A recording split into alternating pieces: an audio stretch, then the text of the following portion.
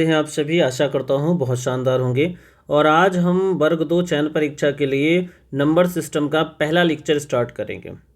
तो पहले लेक्चर में हम नंबर्स के बारे में जानेंगे कि नंबर सिस्टम में नंबर्स क्या होते हैं, इनके क्या टाइप्स होते हैं, कितने टाइप के नंबर होते हैं। यानी कि आज हम संख्या पद्धति पढ़ने वाले हैं। ये हमारा पहला लेक्चर है, तो वीडियो के आखिरी तक बने रहिए। तो सबसे पहले हम बात करेंगे कि भाई नंबर सिस्टम होता क्या है, तो नंबर से हमें क्या इन्फॉर्मेशन मिलती है, क्या जानकारी मिलती है। तो नंबर सिस्टम में जो नंबर होता है, तो सबसे पहला जो नंबर है वो है कॉम्प्लेक्स नंबर। कौन सा नंबर होता है? Complex number. कॉम्प्लेक्स नंबर जिसको हम सम्मिश्र संख्या बोलते हैं। अब कॉम्प्लेक्स नंबर कैसे लिखी जाती है? तो कॉम्प्लेक्स नंबर में दो चीज़ें होती है, एक तो रियल पार्ट होता है और दूसरा क्या होता है? इमेजनरी पार्ट होता है। कॉम्प्लेक्स नंबर में दो टाइप के नंबर्स होते हैं, एक तो होता है रियल पार्ट और दूसरा होता है इमेजनरी पार्ट। तो नंबर सिस्टम में एक हो गया रियल पार्ट और दूसरा हो गया इमेजनरी पार्ट।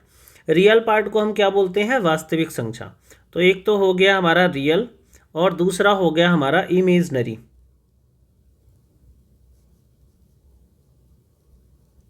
ठीक है। अब रियल का मतलब क्या होगा? वास्तविक। और इमेजिनरी का मतलब होता है काल्पनिक। अब रियल नंबर में भी अगर हम इसको तोड़ें तो रियल नंबर भी दो तरीके की होती है। एक तो होती है परिमेय संख्या जिसको हम बोलते हैं रैशनल नंबर, और एक होता है इरेशनल नंबर जिसको हम बोलते हैं अपरिमेय संख्या।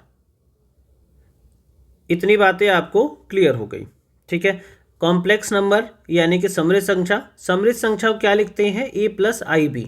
ऐसे फॉर्मेट होता है ए प्लस आई बी। आई मतलब आयोटा, और आयोटा की जो वैल्यू होती है वो होती है √-1।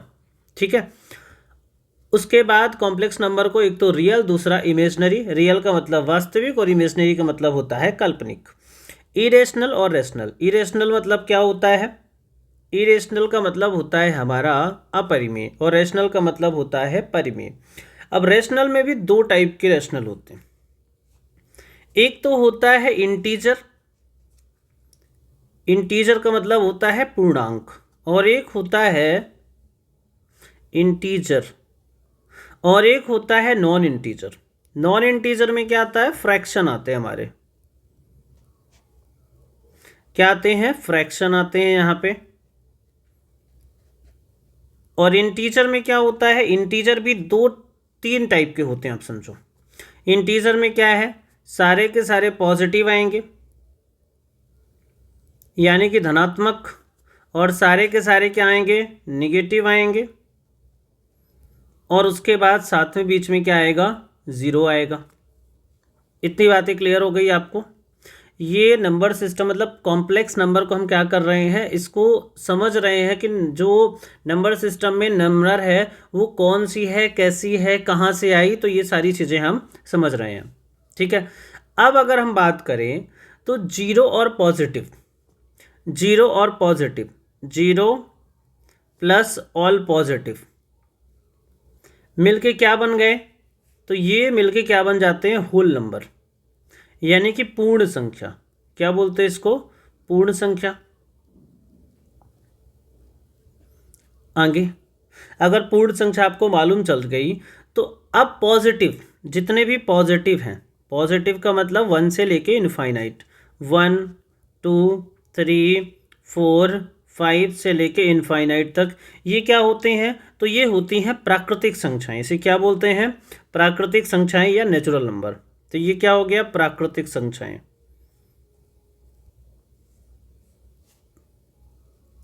या कि इसी को हम क्या बोलते हैं भाई? Natural number. ठीक है। तो इतनी बातें आपको हो गई भैया क्लियर।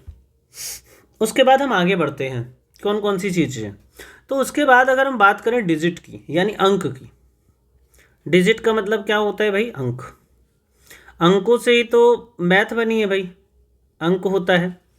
अब डिजिट होते कितने हैं तो आपको भी मालूम है। डिजिट 0 1 2 3 4 5 6 7 8 9 तो इतने डिजिट होते हैं, जैसे कितने हो गए, 0 को ले लिया 1 से लेकर 9 तक, और 0 मिलके टोटल कितने हैं, 10 डिजिट हैं। अगर आपसे पूछे कि भाई डिजिट की संख्या कितनी है, तो डिजिट होते हैं 10। इतनी बात आपको समझ में आ गई कि जो डिजिट होते हैं वो कितने होते हैं, 10 होते हैं। 9 लगा के मत आ जाना। आगे बढ़ते हैं हम और समझते हैं संख्या के बारे में कि जो संख्या होती है वो क्या होती है। ठीक है, तो संख्या है, जैसे संख्या में क्या होता है, जैसे मान लो लिख दिया मैंने 125, तो ये क्या है, एक संख्या है जो 3 डिजिट से मिलके बनी है। एक तो डिजिट हमारा 5 हो गया, और एक डिजिट हो गया 2 हो गया, और एक डिजिट हो गया 1 हो गया। तो ये क्या है, एक संख्या है। यानी कि जो संख्या है वो किससे मिलके बनी है, डिजिट से मिलके बनी है। यानी कि जो संख्या है वो नंबर से मिलके बनी है। किससे मिलके बनी है, नंबर से। जो नंबर है वो डिजिट से मिलके बना है। समझ में आ रही है, मतलब जो संख्या है वो अंकों से मिलके बनी होती है। संख्या जो होती है वो किससे मिलके बनी होती है, अंकों से मिलके बनी होती है। या हम बोले जो नंबर है वो किससे मिलके बना होता है, तो ये डिजिट से मिलकर बना होता है। आपको लग रहा होगा कि मैं कितनी छोटी छोटी बातें आपको समझा रहा हूँ, लेकिन इसकी समझ बहुत ज़रूरी है। जब हम नंबर सिस्टम पढ़ते हैं तो बहुत एक बेसिक से पढ़ते हैं, लो लेवल से पढ़ते हैं। ठीक है, इसके बाद हम बात करते हैं नेचुरल नंबर की। कौन से नंबर, नेचुरल नंबर। अब ये नेचुरल नंबर कौन से नंबर होते हैं, तो नेचुरल मतलब होता है प्राकृतिक संख्याएं जो प्रकृति में अवेलेबल हैं। प्राकृतिक संख्या जो प्रकृति में अवेलेबल है, ऐसी संख्याएं क्या होती हैं भैया, प्राकृतिक संख्याएं होती हैं। जैसे आप समझो 1 2 3 4 5 6 से लेके इनफाइनाइट तक, ये सारी क्या है, प्राकृतिक संख्याएं हैं। इनको हम कैपिटल एन से क्या करते हैं, रिप्रेजेंट करते हैं, यानी प्रदर्शित करते हैं। और इसे क्या बोलते हैं, काउंटिंग नंबर भी बोलते हैं। यानी काउंटिंग नंबर, यानी हम काउंट करते हैं ना, कोई भी चीज़ हम काउंट करते हैं तो ऐसे ही तो काउंट करते हैं। तो नेचुरल नंबर या प्राकृतिक संख्या को क्या बोलते हैं, काउंटिंग नंबर्स। उसके बाद हम आगे बात करते हैं और बात करते हैं पूर्ण संख्या। किसकी, पूर्ण संख्या। अब ये पूर्ण संख्या क्या है, जिसको हम बोलते हैं होल नंबर। क्या होता है, होल नंबर। अब देखो, पूर्ण संख्या मतलब होता है कि जो 0 प्लस नेचुरल नंबर,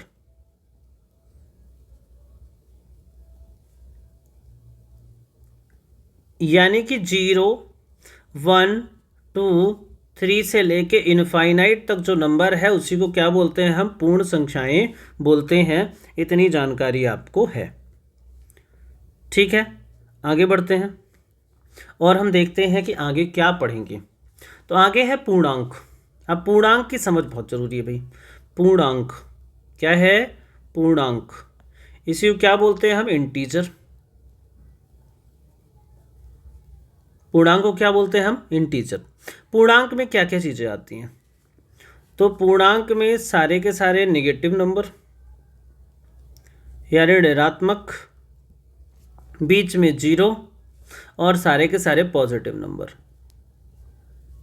यानी अगर हम इसको बनाएं तो एक नंबर लाइन में अगर हम इसको बनाएं तो नंबर लाइन में हम कैसे बना सकते हैं, ये मान लो एक लाइन है। ठीक है, यहाँ पे हमने, ये हो गई नंबर लाइन। अब नंबर लाइन में बीच में क्या आ जाएगा, तो ये बीच में आ गया हमारा 0। इसके बाद इधर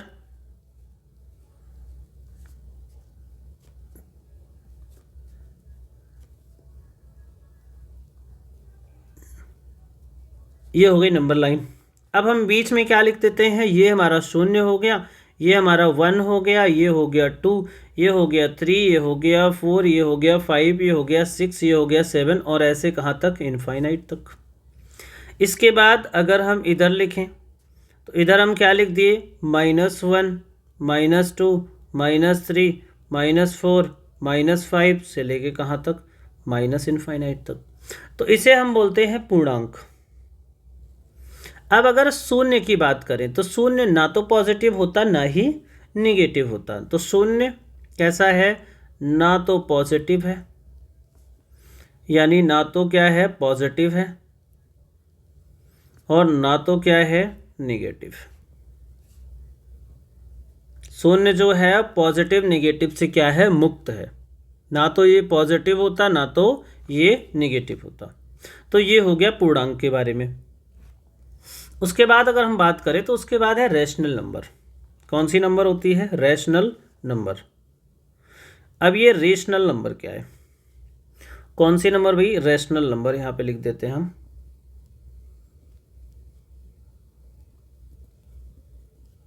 रेशनल नंबर। अब ये रेशनल नंबर क्या होते हैं? जिसको हम बोलते हैं परिमेय संख्याएं। कौन सी संख्याएं बोलते हैं हम? परिमेय संख्याएं।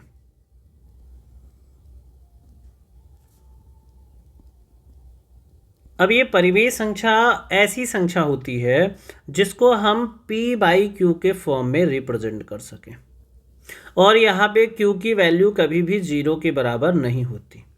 अगर q की वैल्यू क्या हो जाएगी? 0, तो एनीथिंग n डिवाइड बाई 0 क्या होता है? Not defined. हम इसको डिफाइन नहीं कर सकते।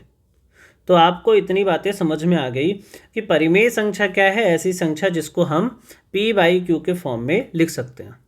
तो क्या बोलोगे कि रूट के अंदर की भी संख्याएं परिमेय संख्या होती है? तो कुछ होती हैं, कुछ नहीं होती। जैसे रूट के अंदर अगर 4 है तो ये हमें +2 देगा और -2 देगा, तो ये क्या है? एक परिमेय संख्या है। लेकिन अगर रूट के अंदर 3 हो गया तो ये क्या हो जाएगा? अपरिमेय हो जाएगा, यानी इरेशनल हो जाएगा।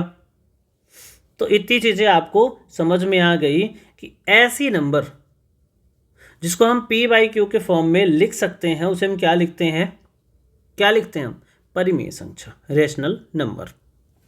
आगे बढ़ते हैं। तो अगर हम बात करें सारे के सारे जो नेचुरल नंबर होते हैं, नेचुरल नंबर वो क्या होते हैं? रेशनल नंबर में आते हैं। सारे के सारे नेचुरल नंबर जो होते हैं वो रेशनल नंबर में आते हैं। सारे के सारे इंटीजर वो भी रेशनल है, और सारे के सारी होल नंबर्स वो भी क्या हैं?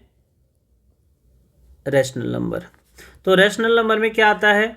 सभी नेचुरल नंबर, सभी इंटीजर और सभी होल नंबर। वैसे भी रेशनल नंबर के अंदर ही ये सारी चीज़ें आती हैं। बढ़ते हैं आगे और हम बात करते हैं अब शांत दशमलव। शांत दशमलव का मतलब होता है टर्मिनेटिंग डेसिमल, जिसको हम टर्मिनेट कर सकें। ठीक है, क्या बात कर रहे हैं हम? शांत दशमलव। शांत दशमलव इसको बोलते हैं हम क्या? Terminating decimal. क्या है ये? Terminating decimal. अब ये टर्मिनेटिंग डेसिमल होते क्या है भाई? टर्मिनेटिंग डेसिमल जैसे मैंने लिख दिया 1/5, तो इसको हम टर्मिनेट कर सकते हैं। 1/5 को हम क्या लिख सकते हैं? 3/2 लिख सकते हैं। समझ में आ रही बात?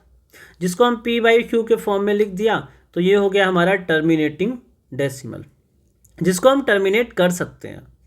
आगे आपको नॉन टर्मिनेटिंग भी बताएंगे और नॉन रिकरिंग भी बताएंगे। तो सबसे पहले आपको समझना चाहिए कि भाई शांत दशमलव क्या होते हैं, जिसको हम टर्मिनेटिंग डेसिमल बोलते हैं। ये कैसे होता है? 1.5, या क्या लिख सकते हैं? 2.453। ये भी क्या है? टर्मिनेटिंग डेसिमल है। जैसे हमें लिखना है 5.34, तो ये क्या है? टर्मिनेटिंग है। ठीक है, तो इसे बोलते हैं हम शांत दशमलव या टर्मिनेटिंग डेसिमल।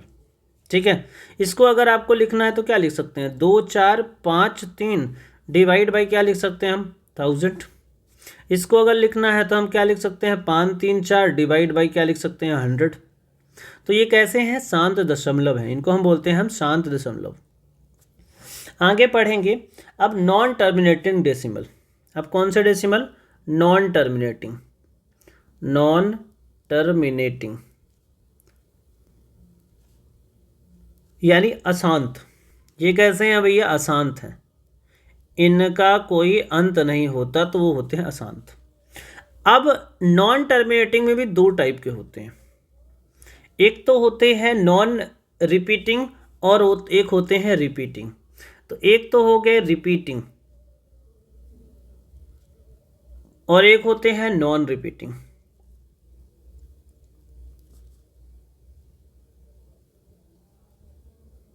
अब ये रिपीटिंग और नॉन रिपीटिंग क्या है देखो। अब रिपीटिंग की बात करें तो ये नॉन टर्मिनेटिंग है, मतलब टर्मिनेट हम इनको नहीं कर सकते, लेकिन एक रिपीटिंग है और एक क्या है, नॉन रिपीटिंग। जैसे आप समझो, अगर मैं लिखूं यहाँ पे 1.3333 कहाँ तक, इनफाइनाइट तक, तो यहाँ पे 3 क्या हो रहा है, रिपीट हो रहा है। जैसे हम यहाँ पे लिखें 1.444, ये क्या है, इनफाइनाइट तक, ये भी क्या है, रिपीट हो रहा है। जैसे मैं लिखूँ आपको 2.434343, तो ये भी क्या हो रहा है, ये पैटर्न क्या हो रहा है, रिपीट हो रहा है। तो ये आते हैं रैशनल नंबर में, रैशनल नंबर में, क्योंकि इनको हम पी बाई क्यू के फॉर्मेट में लिख सकते हैं, ठीक है। और नॉन रिपीटिंग कैसे होते हैं, नॉन रिपीटिंग में आप देखो, जैसे मान लो 1.234567873463 जाके इनफाइनाइट, तो ऐसा कोई पैटर्न नहीं है इसमें जो रिपीट हो रहा हो, तो इसे हम बोलते हैं नॉन रिपीटिंग, या इसी को बोलते हैं हम अनावर्ती। हिंदी में क्या बोलते हैं, अनावर्ती। समझ में आ रही बात। जैसे पाई है हमारा, तो इसमें सारे के सारे जो नॉन रिपीटिंग होते हैं वो क्या होते हैं भाई, तो नॉन रिपीटिंग होते हैं इरेशनल नंबर। इसीलिए हम इरेशनल नंबर को क्या बोलते हैं, नॉन रिपीटिंग नॉन टर्मिनेटिंग। ना तो रिपीट होगा ना तो क्या होगा, टर्मिनेट हो गया। जैसे पाई हो गया, पाई की वैल्यू क्या होती है 22/7, बट हम मैथ में क्या लिख लेते हैं 3.14, लेकिन ये 3.14 नहीं होता, इसकी वैल्यू हम अप्रॉक्सीमेट 3.14 लिखते हैं, जबकि 3.14 ऐसे इनफाइनाइट तक ये चलता रहता है अलग अलग डिजिट के फॉर्म में। इसको आप सॉल्व करते रहो, कहीं सॉल्व नहीं होगा, इसका कोई अंत नहीं है, और जिसका कोई अंत नहीं है वो क्या है, इरेशनल नंबर है, ठीक है। उसके बाद हम आगे बढ़ते हैं और देखते हैं कि आगे क्या है। तो आगे हम इरेशनल नंबर की बात करें, अगर इरेशनल नंबर, इरेशनल नंबर मतलब होता है अपरिमेय संख्या। क्या होता है, अपरिमेय संख्या। समझ में आ रही बात। तो ये क्या है, अपरिमेय संख्या। अब अपरिमेय संख्या ऐसे नंबर्स होते हैं जो कि p बाई क्यू के फॉर्म में ना लिखे जा सकें, p बाई क्यू के फॉर्म में ना लिखे जा सकें। साथ में क्या हूं भाई, अगर p बाई क्यू के फॉर्म में नहीं लिख पा रहे हो तो क्या है, non terminating non repeating, non terminating non repeating. समझ में आ रही बात। जैसे आपका पाई हो गया, जिसको हम 22/7 लिखते हैं, इसको अगर आप सॉल्व करो, ठीक है, तो ये 22/7 लिख लेते हैं। ये क्या है, ये पाई जो है ये रैशनल है। जब हम इसको 22/7 के फॉर्म में लिखते हैं तो ये क्या है, रैशनल है। लेकिन जब इसको सॉल्व करोगे आप तो ये क्या आ जाएगा, इरेशनल। यानी पाई की वैल्यू क्या होती है 3.14, ऐसे ऐसे जाके इनफाइनाइट तक जो वैल्यू देता है ये क्या है, इरेशनल। हम 22/7 के फॉर्म में अप्रॉक्स वैल्यू क्या करते हैं, लिख लेते हैं, ठीक है। इतनी बात समझ में आ गई। इसके बाद यूलर नंबर होता है। यूलर मतलब जैसे लॉग में यूज़ करते हैं ना, लॉगरिथम ई बेस करते हैं, तो वो क्या होता है, यूलर नंबर। इसकी वैल्यू होती है 3.71, आगे ऐसे चलती रहती है। तो अगर वैल्यू आपसे पूछे तो नंबर वैसे इरेशनल है, लेकिन वैल्यू अगर 2 डिजिट तक पूछे तो 2.71 लिख सकते हैं। इसके बाद गोल्डन नंबर, इसको ईओ क्या बोलते हैं हम, यूलर नंबर।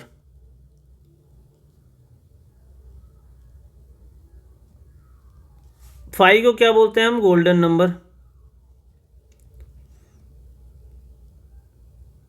और जो ये फाइव होती है फाई की वैल्यू क्या होती है 1.618 से लेके ये भी इनफाइनाइट तक चलती है। समझ में आ रही बात? तो ये सारी की सारी जानकारी किस में हो गई? इरेशनल नंबर में हो गई। अब इरेशनल नंबर में रूट्स के अंदर जो रूट सॉल्व ना हो वो भी क्या होते हैं? Irrational number. जैसे रूट 2 हो गया, ये भी क्या है? इरेशनल। रूट 3 क्या हो गया? इरेशनल। रूट 4 क्या है? रेशनल है। फिर रूट 5 आ गया आपका, रूट 6 हो गया, एंड सो ऑन। ये क्या है? कैसे हैं? सारे इरेशनल नंबर होते हैं। अब हम बात करें कि दो रेशनल को अगर हम जोड़ दें तो उसे हमें क्या मिलेगा? रैशनल नंबर ही मिलेगा। जैसे समझो 1/4 प्लस 1/3 को जोड़ा तो ये कितना हो गया? अगर हम ऐड करेंगे तो ये हो जाएगा हमारा 7/12, और ये 7/12 भी क्या है? रैशनल नंबर है। तो पहली चीज़ तो आपको याद रखना है, दो रैशनल नंबर को जोड़ने पे हमें रैशनल नंबर ही मिलता है। दूसरी बात करें, रैशनल और इरेशनल को अगर आप जोड़ो तो हमें क्या मिलेगा? इरेशनल नंबर मिलेगा। जैसे मान लो 2 प्लस रूट 3 अगर जोड़ दिया तो ये 2 प्लस रूट 3 क्या है? इरेशनल नंबर है। समझ में आई बात? तीसरी चीज, अगर इरेशनल और इरेशनल को जोड़ो तो हो सकता है रैशनल मिल जाए, हो सकता है रैशनल ना मिले। तो इरेशनल प्लस इरेशनल क्या होता है? समटाइम्स रैशनल और समटाइम इरेशनल। अब एग्जांपल समझो आप। जैसे मान लो मैं रूट 2, ये रैशनल है, प्लस करूं और माइनस रूट 2 को जोड़ूं तो ये कैंसिल आउट होके क्या देगा? 0, और 0 क्या है? रैशनल नंबर है। और इरेशनल कैसे? जैसे 1 को, जैसे मान लो आप समझो रूट 2 प्लस रूट 3 करो तो रूट 2 प्लस रूट 3 क्या है? इरेशनल नंबर है। समझ में आ रही बात? ये क्या है? रैशनल है, और ये क्या है? इरेशनल नंबर है। यानी दो रैशनल को अगर जोड़ दोगे तो रैशनल मिलेगा, रैशनल और इरेशनल को जोड़ोगे तो इरेशनल मिलेगा।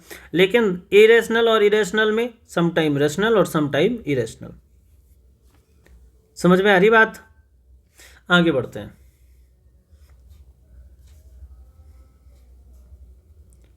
उसके बाद हम बात करते हैं रियल नंबर। रियल नंबर होता है क्या है? जैसे हम रियल नंबर की बात करते हैं तो रियल नंबर का मतलब होता है वास्तविक संख्याएं। तो सभी परिमेय और सभी अपरिमेय। रियल नंबर में क्या होता है? सारी की सारी परिमेय, यानी कि सारे के सारे रैशनल, और सारी की सारी अपरिमेय, यानी कि सारे के सारे क्या होते हैं? इरेशनल नंबर होते हैं। ठीक है। रियल नंबर को आर से रिप्रेजेंट करते हैं। किससे? आर से रिप्रेजेंट करते हैं।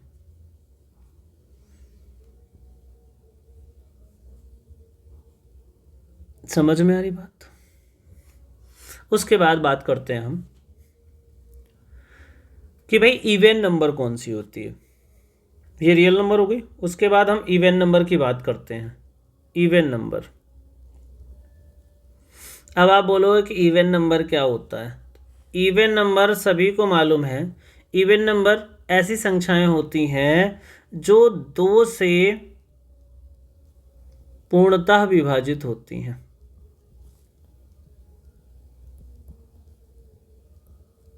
दो से क्या होती है? पूर्णतः विभाजित होती है। जैसे हो गया 2, 4, 6, 8, 10 एंड सो ऑन।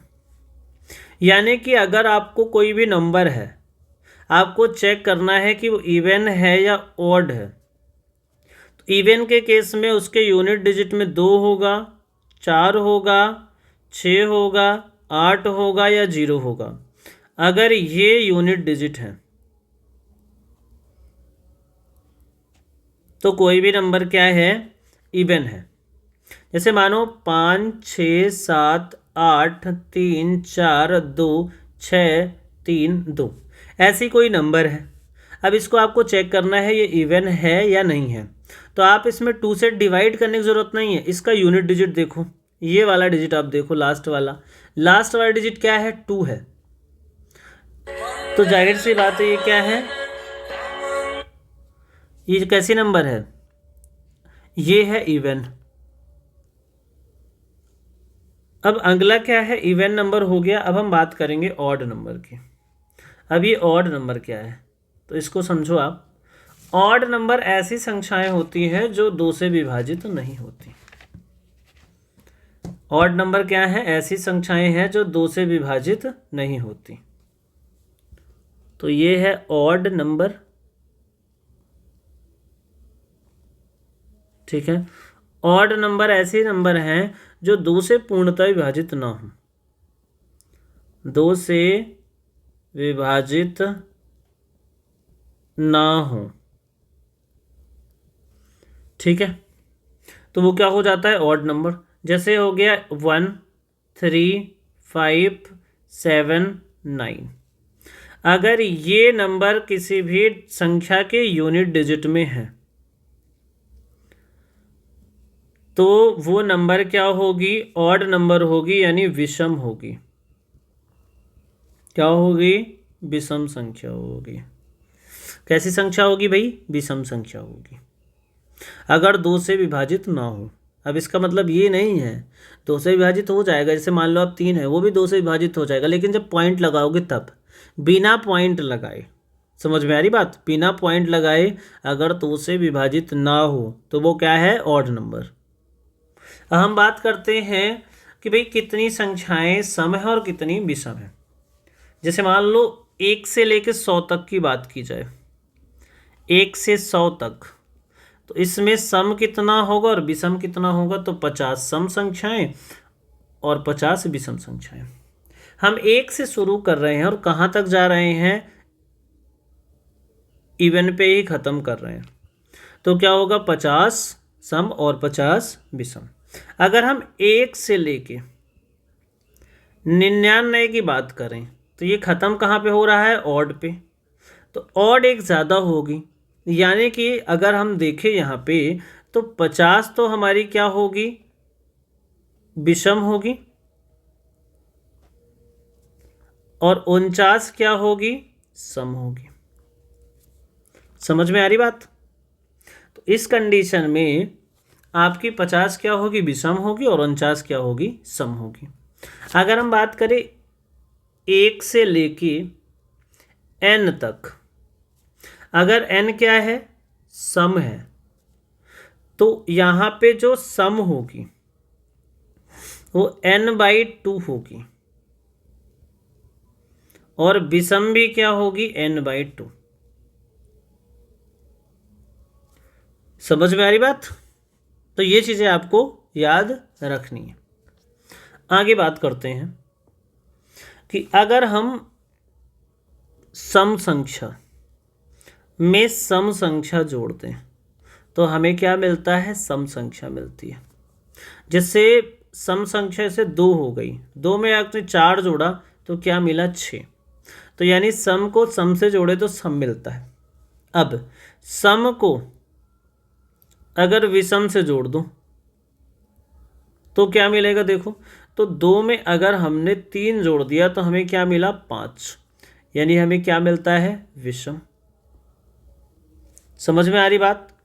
लेकिन अगर विषम में विषम जोड़ दें, विषम में क्या जोड़ें, विषम,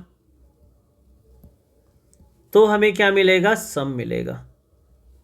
यानी कि अगर हम विषम 7 जोड़ें प्लस 3 जोड़ दें तो हमें क्या मिला, 10, और 10 क्या है, सम है। बात समझ में आ रही है। तो ये चीज़ें भी एग्ज़ाम में पूछी जाती है, क्योंकि ये सारी की सारी चीज़ें क्लासेस में आप बच्चों को एक्सप्लेन करते हो। समझ में आ रही बात। ऐसे ही आप माइनस भी देख सकते हो।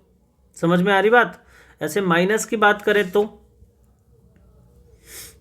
सम में अगर सम माइनस करें तो मान लो ये 5 है, मतलब ये तो विषम हो गया, 5 में 3 माइनस करें तो ये भी विषम है, माइनस विषम कर रहे हैं, तो हमें क्या मिलेगा, सम मिलेगा। यानी कितना मिलेगा, 5 में 3 घटाओगे तो आपको क्या मिलेगा, 2 मिलेगा। अगर सम और सम माइनस करें, अगर 4 में आपने 2 घटा दिया तो आपको क्या मिलेगा, 2 मिलेगा, वो भी क्या है, सम। लेकिन अगर विषम में सम घटाओ, विषम में आप सम घटा दो, तो विषम क्या है आपका 7 है और सम क्या है 4 है। तो यहां से क्या मिला, 3 मिला, जो क्या है आपका विषम है। ठीक है, तो इतने ही तो केस हो सकते हैं, या कि विषम विषम घटा सकते हैं, सम में सम घटा सकते हैं, सम में विषम या विषम में सम। तो अगर सम में विषम भी आप घटाओगे तब भी कैसा मिलेगा आपको, विषम ही मिलेगा, ऑड ही मिलेगा। समझ में आ रही बात, आगे देखते हैं। ठीक है, उसके बाद होती है अभाज्य संख्या। कौन सी संख्या भाई, अभाज्य संख्या। अब ये अभाज्य संख्या क्या होती है भाई, आपने बचपन से पढ़ रखा है, ऐसी संख्याएं जिसके 2 फैक्टर हों, 2 फैक्टर हों। अब 2 फैक्टर में एक तो 1 हो और दूसरा वो खुद हो। कितने फैक्टर हो, 2 फैक्टर हो, एक तो 1 हो दूसरा खुद हो। जैसे मान लो 2, तो 2 में क्या है, 1 से डिवाइड होगी और खुद से डिवाइड होगी। 3 अगर बात करें तो 3 1 से डिवाइड होगा और 3 से डिवाइड होगा। जैसे यहाँ पे 5 है तो 5 जो है 1 से डिवाइड होगा और 5 से डिवाइड होगा। तो ये सारी संख्याएं क्या होती हैं, अभाज्य संख्या होती है। केवल 2 फैक्टर हों, यानी केवल 2 गुणनखंड हों, ऐसी कोई संख्या क्या हो जाती है, अभाज्य संख्या। एक जो है, एक का सिर्फ एक ही गुणनखंड है, एक, तो जो एक है वो अभाज्य नहीं है, ना तो अभाज्य है, ना तो प्राइम है, ना तो कंपोजिट।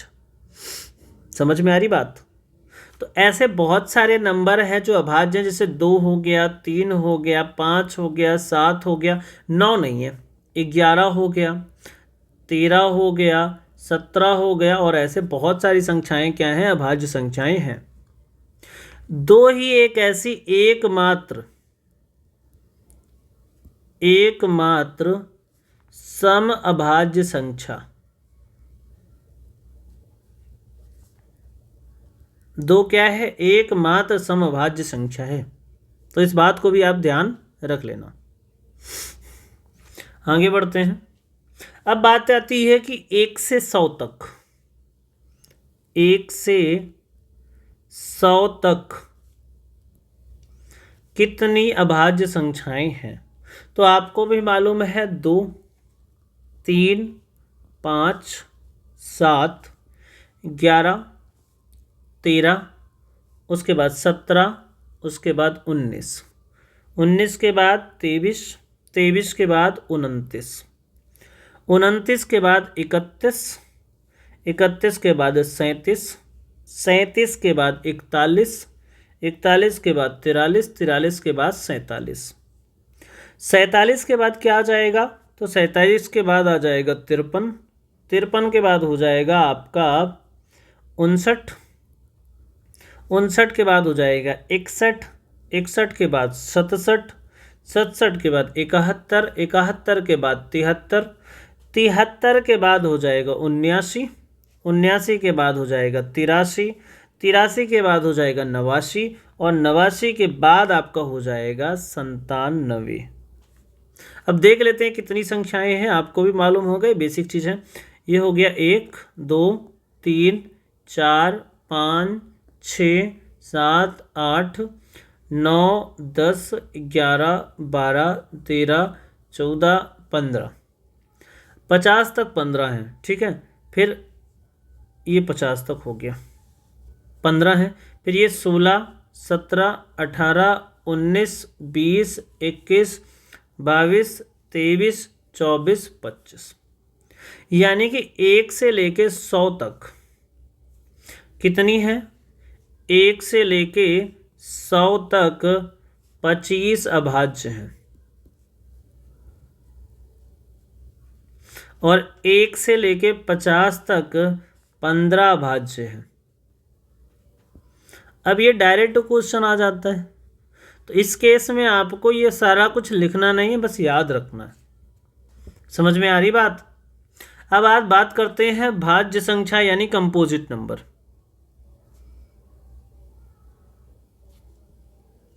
कंपोजिट नंबर, यानी कि हम क्या बोलते हैं इसको, भाज्य संख्या। अब ये भाज्य संख्या क्या होती है भाई? ऐसे नंबर जिनके दो से ज़्यादा फैक्टर हो, ठीक है, दो से ज़्यादा फैक्टर हो। जैसे 4 है, 4 किससे डिवाइड हो जाएगा? 1 से डिवाइड हो जाएगा, 2 से डिवाइड होगा और 4 से डिवाइड होगा। जैसे 6 है, 6 1 से डिवाइड हो जाएगा, 2 से डिवाइड हो जाएगा, 3 से डिवाइड हो जाएगा और 6 खुद से भी डिवाइड हो जाएगा। यानी 2 से ज़्यादा फैक्टर होने चाहिए, 2 से ज़्यादा फैक्टर हों तो वो क्या हो जाएगी? भाज्य संख्या हो जाएगी, यानी कंपोजिट नंबर हो जाएगी। आई बात समझ में? तो 2 से ज़्यादा फैक्टर हैं तो क्या है? वो भाज्य है। और अगर 2 ही फैक्टर हैं तो वो क्या है? अभाज्य है। उसके बाद आगे बढ़ते हैं और देखते हैं कि आगे हम क्या पढ़ने वाले हैं। उसके बाद आता है को प्राइम नंबर, यानी सह अभाज्य संख्या। सह अभाज्य संख्या, इसे बोलते हैं हम को प्राइम नंबर। को प्राइम नंबर। अब ये को प्राइम नंबर ये होता क्या है? तो ऐसी संख्याएं जिनका HCF क्या हो? 1 हो, उसे बोलते हैं हम को प्राइम नंबर। जैसे 2 और 3 है, इनका HCF क्या है? 1 है। HCF का मतलब क्या होता है कि दोनों को अगर फैक्टर करें तो एक ही फैक्टर हो जो कॉमन हो, और वो क्या होना चाहिए? 1। जैसे 4 और 5 है, ये भी क्या है? को प्राइम नंबर है। 7 और 8 है, ये भी को प्राइम नंबर है। तो लगातार 2 नेचुरल नंबर क्या होती हैं? को प्राइम नंबर्स होती हैं। समझ में आ रही बात?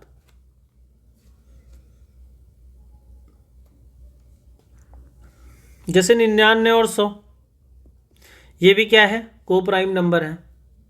तो 2 लगातार संख्या, उसे क्या बोल, जैसे 4 5 हो को प्राइम, जैसे HCF की सिर्फ क्या है? 1 है। उसके बाद आगे देखते हैं। उसके बाद होता है ट्विन प्राइम नंबर। क्या बोलते हैं हम? Twin prime number. अब ट्विन प्राइम नंबर मतलब ऐसे प्राइम नंबर जिनके बीच का जो गैप है वो 2 हो। जैसे आप समझो 5 और 7, ये प्राइम नंबर है और गैप कितना है? 2 है। जैसे 3 और 5 दोनों प्राइम नंबर है, इनका गैप क्या है? 2 है। उसके बाद अगर बात करें 11 13, तो ये भी क्या है? प्राइम नंबर है दोनों, इनका गैप क्या है? आप बताओ? 2 है।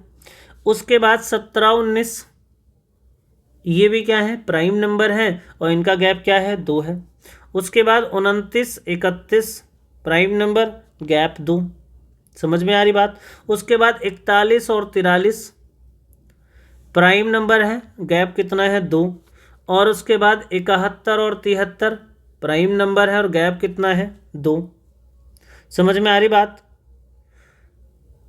तो इतनी, और क्या हो सकता है बीच में? ये 7 9 और 9 नहीं, बीच में क्या हो सकता है? 3 5 हो गया और 5 7 हो गया, 11 13 हो गया, 17 19 हो गया, 29 31 हो गया, हाँ 59 और 61। तो 1 से लेके 100 तक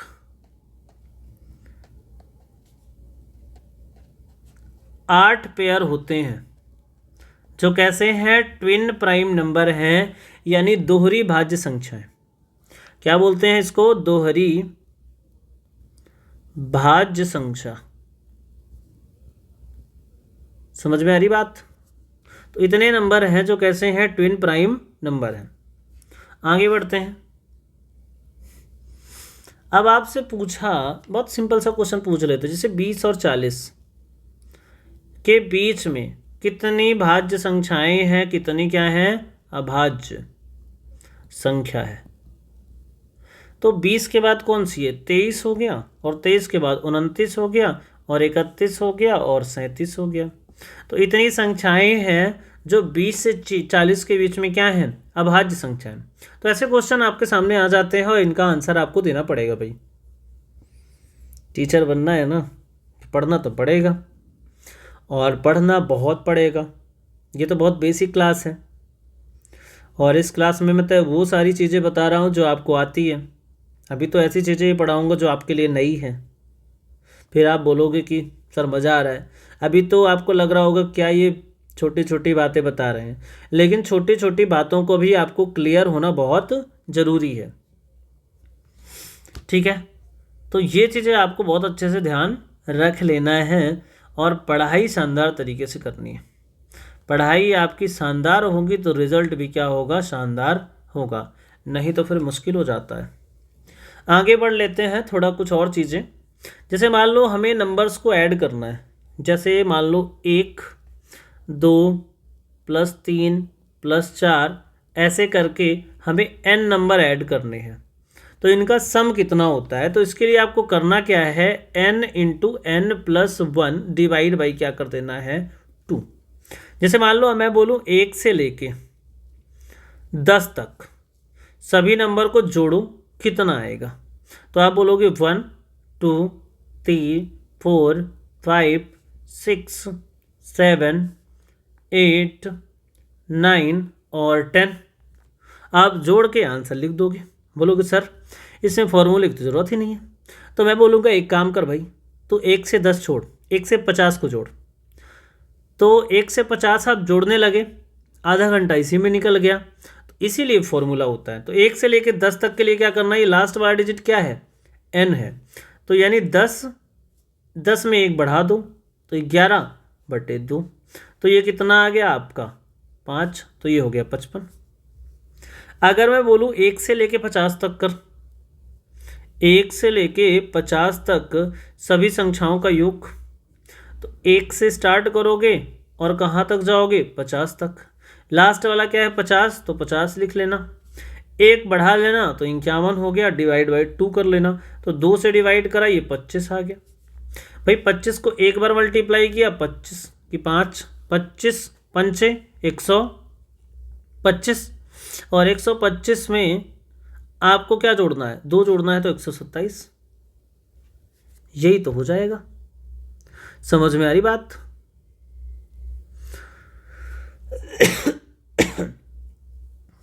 इसके बाद आपने नॉर्मली ऐड कर लिया भाई, इसमें कोई दिक्कत नहीं है। अब मैं बोलूँगा एक काम करो, आपने नंबर को जोड़ लिया।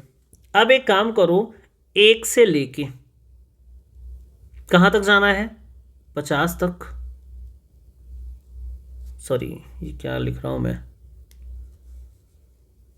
हाँ 1 से लेके 50 तक के नंबर जोड़ने हैं, लेकिन होने कैसे चाहिए, सम संख्याएं होनी चाहिए। यानी कि आपको 1 को काटना पड़ेगा, फिर 3 मिलेगा, इसको भी काटना पड़ेगा। यानी कि नंबर क्या आएंगे, 2 4 6 8 और ऐसे लेके कहाँ तक, 50 तक।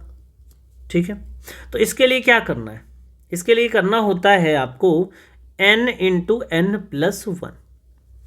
अब 1 से लेके अगर 50 तक पूछा है तो उसमें सम संख्याएं कितनी होंगी, तो 25 होंगी। तो आपको क्या करना है, 25 इंटू क्या करना है, 26। यही तो करना है। ये किसके लिए करना है, ये सम के लिए। ठीक है, अगर विषम पूछ ले आपसे 1 + 3 + 5 + 7 ऐसे लेके 50 तक, तो 50 के पहले कौन सा आएगा भाई, 49। और इसको अगर पूछे तो कितनी संख्याएं यहाँ पे हो जाएगी, यहाँ पे भी 25 होगी। कितने नंबर होंगे, 25 नंबर होंगे। यहाँ पे भी कितने नंबर होंगे, 25 नंबर होंगे। और 25 का क्या करना है, स्क्वायर। तो ये 25 का स्क्वायर किया तो ये कितना आ गया, 625। और यहाँ पे कितना हो जाएगा, 25 × 26 650। और 650 और 625 अभी ऐड करके बताया कितना होता था, 1275। तो ये आपको जानकारी इतनी है। सम के लिए क्या करना, ये देखो भैया n² करना है। नंबर कितने हैं उसको लिख लेना और उसका स्क्वायर कर देना है, तो क्या आ जाएगी, विषम। देखो 2 + 4 + 6 + 8 ऐसे लेके n तक अगर आए तो कितने नंबर होंगे, उसका क्या कर देना है, n × n + 1। ठीक है, उसके बाद अगर 1 + 3 + 5 + 7 ऐसे कैसे करके n नंबर तक पूछे तो आपको क्या बोलना है, तो आप क्या कर दोगे n²।